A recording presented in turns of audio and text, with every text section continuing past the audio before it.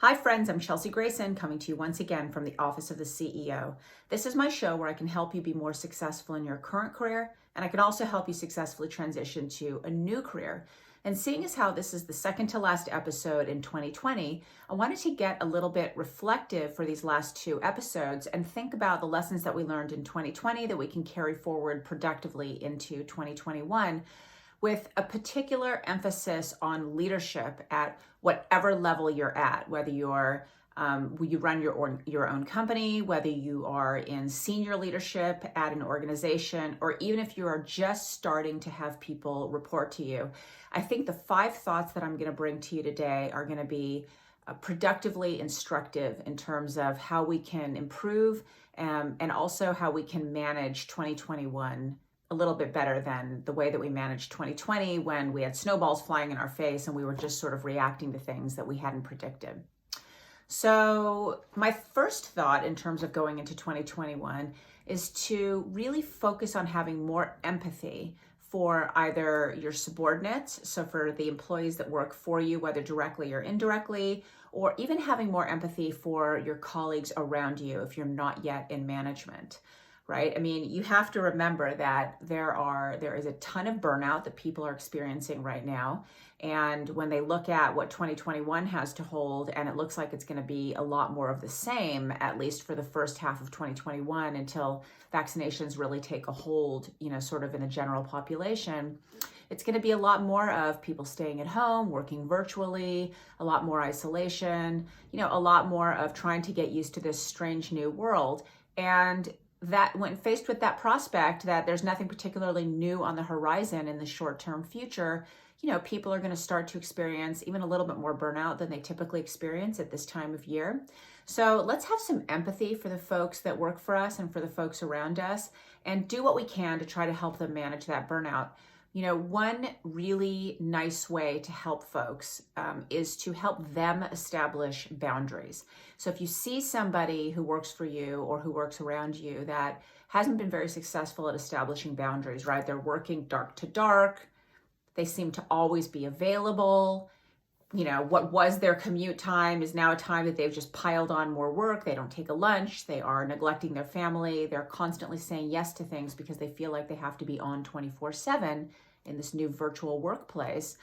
It's okay to step in and say, do you want some help? I can help you establish some boundaries for yourself. And it's okay to have boundaries. It's okay to put dark spots on your calendar where nobody can book you, where you're just not available and you don't need to explain why you're not available.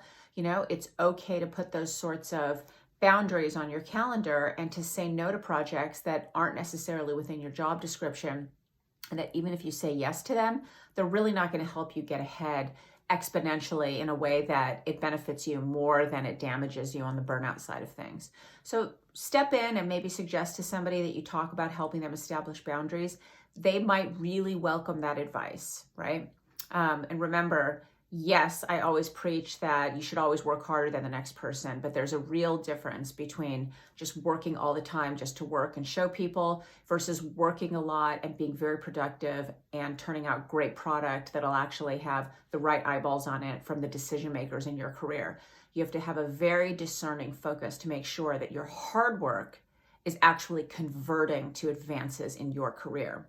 Everyone could stand to take another look at that, right, as we walk into 2021. So my second thought is, always remember that the most successful businesses don't go at it alone. They certainly develop their product, their service. They certainly, develop their own organization, whether it's a whole organization or a business unit within an organization. But they will always reach across the aisle at some point and establish partnerships and strategic alliances. Sometimes people call these collaborations when we're talking about two brands leaning on each other's customer base and working together. But it's just the idea of, forming strategic alliances and partnerships where, you don't have to reinvent a wheel that somebody's already invented. You don't have to create a customer base if somebody else already has that customer base and you've got something that will also be valuable to the customer base without stepping on the toes of that other organization or that other business division. It's cool to reach across the aisle and say, let's partner on something because 1 + 1 here is going to be 3, not 2. The most successful businesses are the ones that partner. strategically. So my third thought is remember to listen to your customer or your client, whoever that is.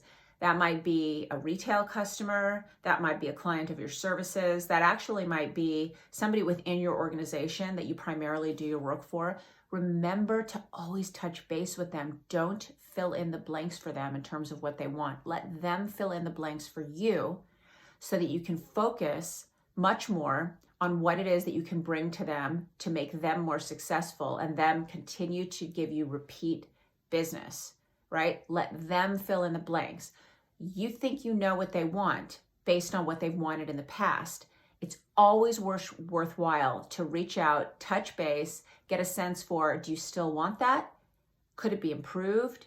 Do you want something different? Do you want different pacing, right? And always listen to critics.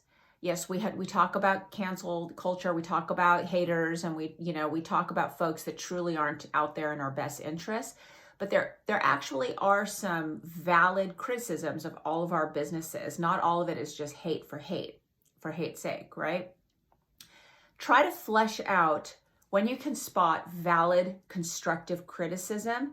Go to the source, have involved conversations with people because it will help you develop your business. It will help you get to the next level. And you've probably just gained a customer or two for life because you engaged in an authentic conversation with them, really got their thoughts, and they're buying into your product or your service now. And my final thought for this episode is, and I wouldn't normally say this, or at least it wouldn't be in my top 5 thoughts, right? Is in 2021, let's take risks. So 2020, we were sort of pushed over into risky area because we were faced with some things that we had never been faced with before. There were so many challenges that were thrown at us that were completely unprecedented. We were forced to make risky decisions on the fly because that's just what you do when you're in crisis. But now that we know what that feels like to exercise that risk-taking muscle, let's give it a whirl. Let's take it for a spin, right? Let's figure out a couple of risks to take, calculated risks, right? But risks in 2021, because that truly is the way, and I think we all saw this as one benefit in 2020, that we're going to stretch and grow and really move our business to the next level. Just by way of obvious example, so many companies had not finished their digital transformation, right? They had gone digital, they'd invested some money into digital, but still felt tethered to brick and mortar. All of those companies this year had to accelerate their digital transformation by leaps and bounds. And guess what? They're all doing better for it now. And when they can finally add back brick and mortar, wow, they're really going to explode to the next level. So let's remember to take risk in 2021. We know how it feels in an uncontrolled environment. We have a little bit more control in 2021, so it's an even safer way to take risk.